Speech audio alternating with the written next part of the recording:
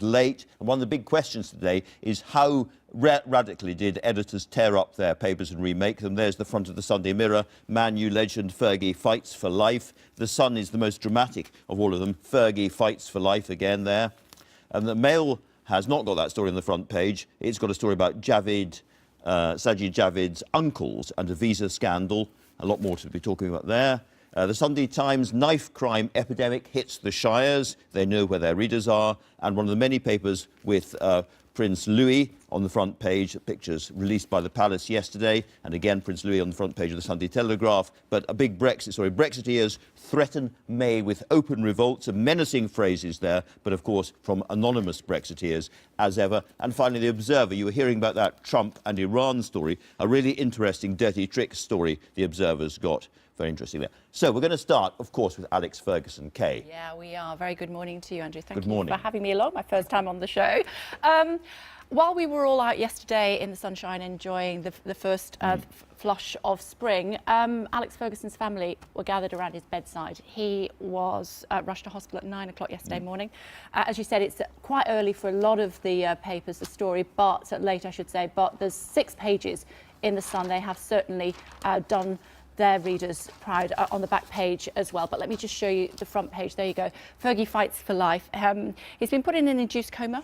They don't quite know yet, or we certainly don't know what has happened. He's in a very serious condition. Lots of people have been tweeting their support, as you can imagine. I don't know if I can just get the iPad out and pop it here so that you can see it, including Ozil, many of the other players as well. I don't know where it's gone, so we'll just ignore that. But people like Wayne Rooney has said, you know, good luck, boss. We've got our thoughts with you at this incredibly difficult time. He is, without question, I think, probably, you said you didn't know a lot about football. He is, without question, he knows nothing about the football. most successful football manager ever.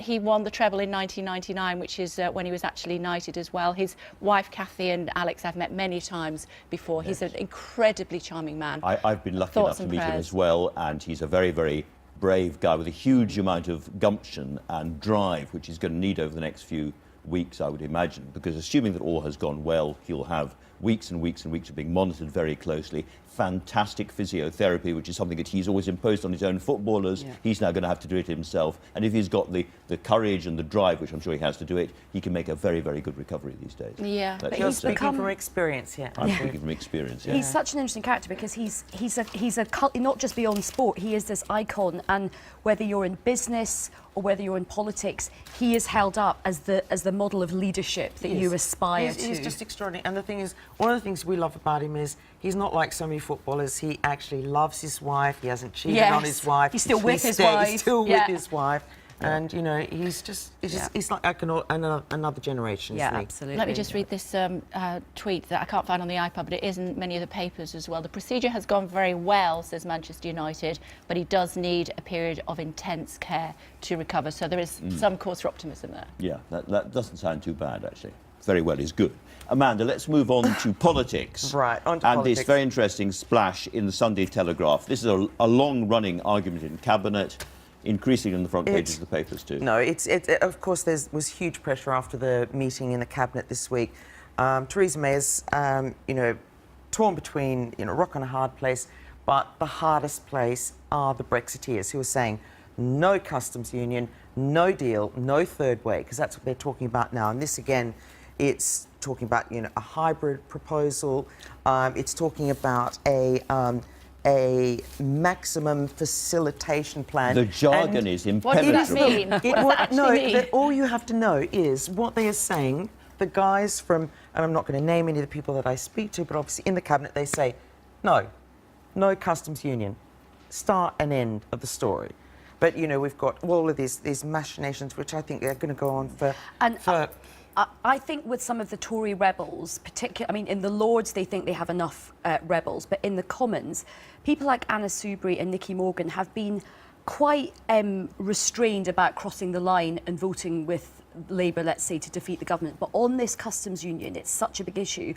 I think the Conservatives would face. I think she has a high chance of facing defeat on this. We're told that the Chief Whip has told Theresa May that she can't win this vote in the House of Commons at the moment. It might have to be delayed. No, I'm sure that's true. That's why this battle is so fierce at the moment, and that's why you've got all these briefings. And from the conversations I have with people in the Cabinet, this is coming from the top of and the backbenchers as well. You know. I interviewed Jacob Rees-Mogg at the weekend for my programme on Sky, and he... Don't you love him? I went with a preconceived idea of what he was going to be like, and he was incredibly But can I just say, he is like something that Time Team have dug up. I said he he's was so old-fashioned. Yeah, I mean, he's often referred to as the minister for the 18th century, and he said, I'm certainly not that modern. So, you know, he had a good one-liner for everything, but he left me in no doubt that if Theresa May does not fulfil her promises, he is likely to stab her in the front as well as the back. But Kate, is this not an empty threat in the end? Because if Theresa May is forced out in some kind of cabinet coup, what then happens to Brexit? I mean, the whole thing could collapse at that point. Andrew, but it's so. We've never had a situation like this before. You've got members who have fought their entire political career in the Tory party to get out of Europe. You know, you can't underestimate how strongly they feel about this and how people are prepared to actually, you know, put their careers on the line to stop her. But I think the same is true on the other side as well. What's so interesting is, I mean, look, the Labour Party's got big issues with this as well, but for the Conservative Party, Europe has dominated. It's been the battle at the heart of the Conservative Party.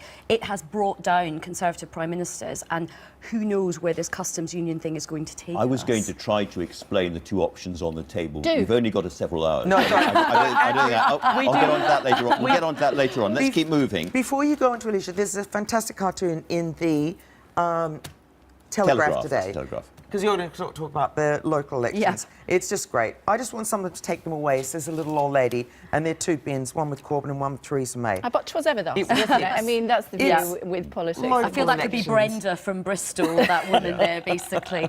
So I picked out a story from The Observer doing a roundup of the local elections. Now, I mean, I would have liked Labour to have done better outside London, but I think some of the coverage writing off Jeremy Corbyn, saying it's all over for Labour, is absolute nonsense. I just want to remind people that local elections are very, very different from general elections. A general election, you get more visibility of the issues, and the policy issues come to the fore, and of course the leaders get a lot more attention, and young people come out to vote at the general election.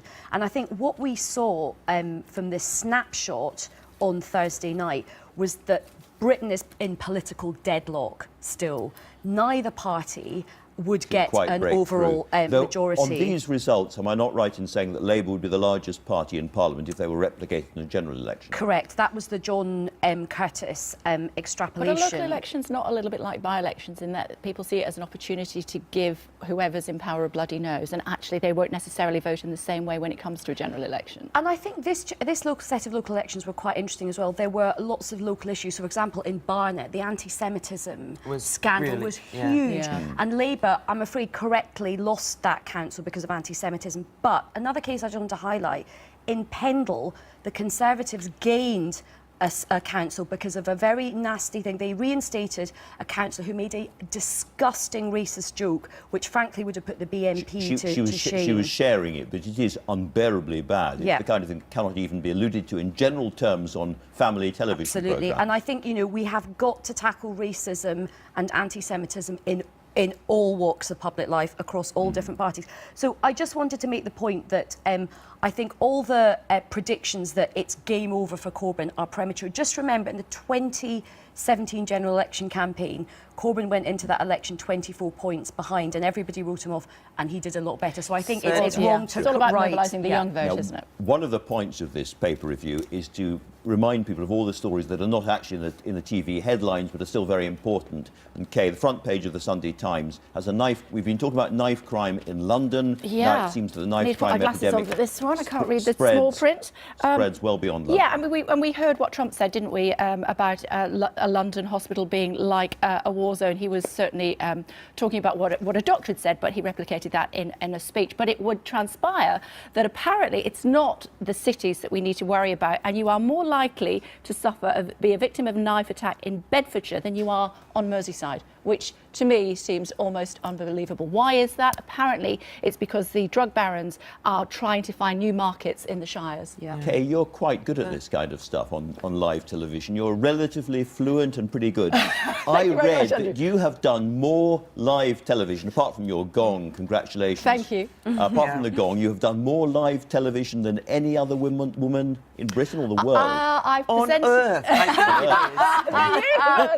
I've presented more live telly than anyone else in the world. I've done more than 1 million minutes That's of live astonishing. telly. Yeah. And what is your conclusion from more than 1 million minutes of live television? This, We'd love to know. without question, to date, is the epitome of my career. So Correct answer. This is the high Correct point. answer. This is the high point. Fantastic. Let's move on to Meghan, shall we? Meghan Markle. Because she has not yet given, we're talking about live television, she has not yet given the live TV interview, and she's going to give a live TV interview with Oprah Winfrey. Her mother is. Yeah, Her mother, I beg your pardon. Oprah Winfrey has nabbed her in her palatial home for the whole weekend. Got 6 hours of interviews on tape, talking about how all the abuse that she suffered, Meghan suffered since it was announced that she was marrying. Her mother suffered a lot of abuse when She did, all when the- they got married. Yes. When she first married Meghan's father, Yeah. she was often seen by many of the people in this mostly white neighbourhood that they lived in, as she was seen as the maid.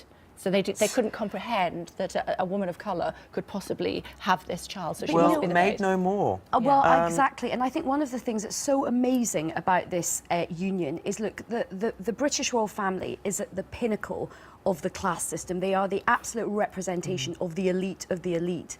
And to have a person of colour join that, I think, is an incredibly important and powerful moment for this Isn't country. it fantastic that her dad's going to walk her down the aisle? Yeah. And I don't think he's been out of his little hut in wherever he lives now. He's a bit of a recluse, but he's been, you know. Although I did feel sorry for him because and he's gone out to buy his wedding suit and they've been getting I pictures know, of him I getting know, measured up. I know. And it's like, And oh, he's no. quite big, isn't he? He's quite big.